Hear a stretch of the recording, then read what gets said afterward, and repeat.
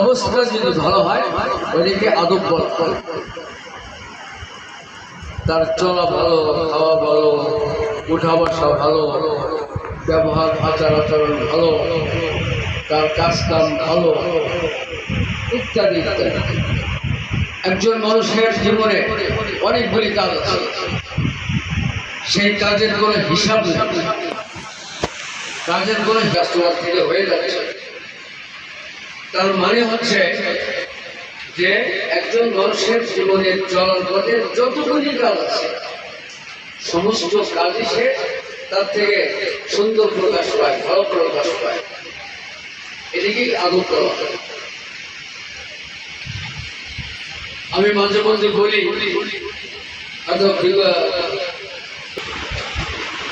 দুইটি দিক ছিল। একটা হচ্ছে দুনিয়া আসার পর থেকে 40 বছর করবে, আর একটা বার হচ্ছে 40 বছর একদিনে যখন নবপ্রাপ্ত হলেন তার থেকে নিয়ে 63 বছর পর্যন্ত।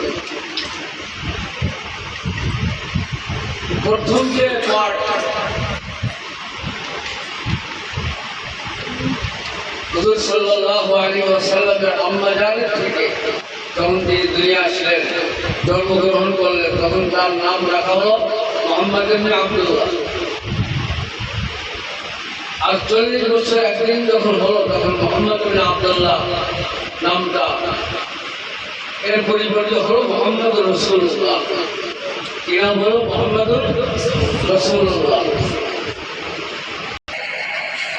الصادق الأمين